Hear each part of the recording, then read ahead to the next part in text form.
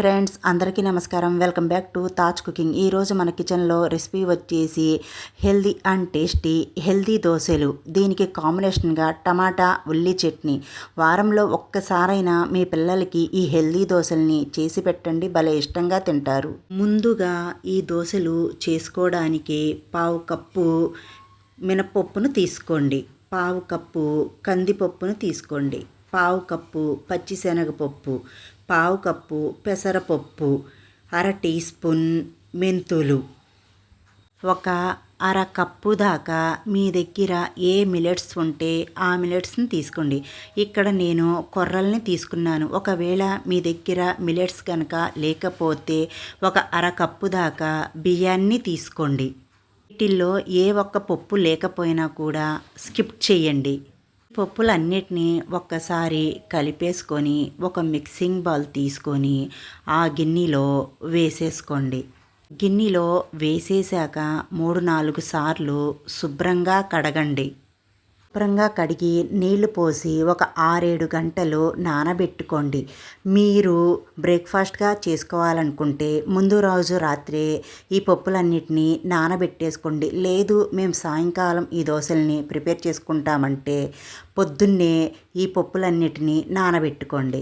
అనేవి చక్కగా నానిగిపోయాయండి. ఇప్పుడు మిక్సీ జార్ తీసుకొని మిక్సీ జార్లో వేసుకొని చిన్న అల్లం ముక్క, 2 పచ్చిమిర్చిని తగినన్ని నీళ్ళను పోసి వీడియో క్లిప్లో చూపించే విధంగా గ్రైండ్ చేసుకోండి. మనం నార్మల్ దోశ పిండినైతే ఏ విధంగా గ్రైండ్ చేసుకుంటామో అదే విధంగా గ్రైండ్ చేసుకొని ఒక గిన్నెలో వేసేసుకొని ఈ పిండిని మిక్సీ జార్లో కొద్దిగా నీళ్ళను వేసి ఒక్కసారి కలిపేసుకోండి. ఈ దోశపిండి అనేది మరీ పలచగా ఉండకూడదండి, అలా అని మరీ గట్టిగా ఉండకూడదు. మనం నార్మల్ దోశపిండిని ఏ విధంగా ప్రిపేర్ చేసుకుంటామో అదే విధంగా ప్రిపేర్ చేసుకోండి. ఇప్పుడు రుచికి సరిపడినంత ఉప్పును వేసుకోండి. ఉప్పు మీ టేస్ట్ని బట్టి మీరు వేసుకోండి.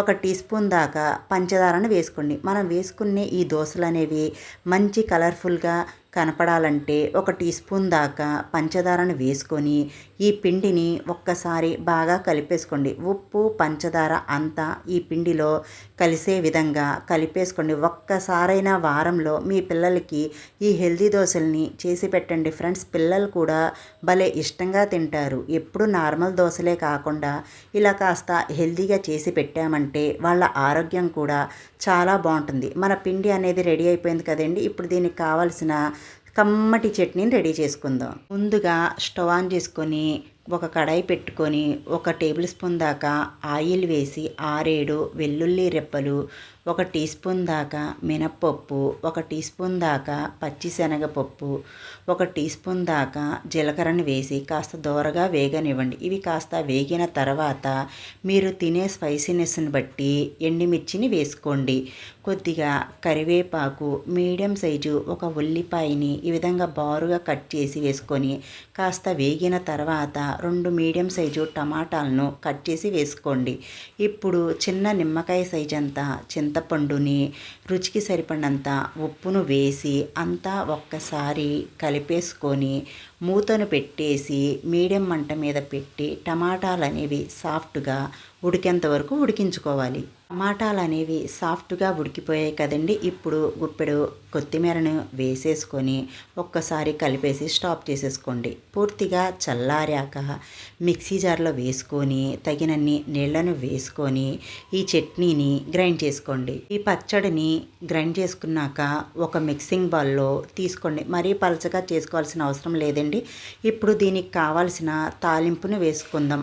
1 టేబుల్ స్పూన్ దాకా ఆయిల్లో ఆవాలు, జీలకర్ర, ఎండుమిర్చి, కొద్దిగా కరివేపాకు, ఇంగువను వేసి తాలింపు పెట్టుకొని ఈ తాలింపుని ఈ పచ్చడిలో వేసి కలిపేసుకోండి. మన పచ్చడి రెడీ అయిపోయింది కదండి. ఇప్పుడు మనం దోశల్ని వేసేసుకుందాం. ఇప్పుడు మనం స్టవ్ ఆన్ చేసుకొని స్టవ్ మీద పెనం పెట్టుకొని ఒక ఉల్లిపాయని రఫ్ ఉల్లిపాయ రుద్దేసి ఈ దోశల్ని పిండిని ఒక్కసారి కలిపేసుకొని ఈ దోశల్ని వేసేసుకోండి. ఈ దోశ అనేది కాస్త డ్రై అయిపోయాక ఆయిల్ని కానీ నెయ్యిని కానీ వేసేసి కాస్త ఎర్రగా వేగాక ఈ దోశని మనం నిదానంగా ఈ పెనం మీద నుంచి తీసేసుకొని వేరొక ప్లేట్లోకి తీసుకుందాం. అదే మీరు ఐరన్ పెనం మీద వేసుకునేదైతే ఆ ఐరన్ పెనం మీద కొద్దిగా ఆయిల్ని అప్లై చేసి ఉల్లిపాయని స్ప్రెడ్ చేసి దోశల్ని వేసుకోండి. ఇక్కడ నేను నాన్ స్టిక్ పెనం మీద వేసుకున్నానండి. మీరు ఐరన్ పెనం మీద వేసుకునేదైతే ముందుగా ఆయిల్ని అప్లై చేసి ఉల్లిపాయని రుద్దండి. ఈ దోశ కూడా చక్కగా వేగిపోయింది కదండి. ఇప్పుడు మనం ఈ దోశను కూడా వేరొక ప్లేట్లోకి తీసేసుకుందాం. దోశలకి మంచి రుచికరమైన ఉల్లి టమాటా చట్నీ. మీకు గనక ఈ రెసిపీ వీడియో నచ్చినట్టయితే మా వీడియోకి ఒక మంచి లైక్ ఇచ్చి మీ ఇంట్లో ట్రై చేసి ఎలా కుదిరిందో కామెంట్ సెక్షన్లో కామెంట్ చేయండి. మా ఛానల్ని సబ్స్క్రైబ్ చేసుకోండి.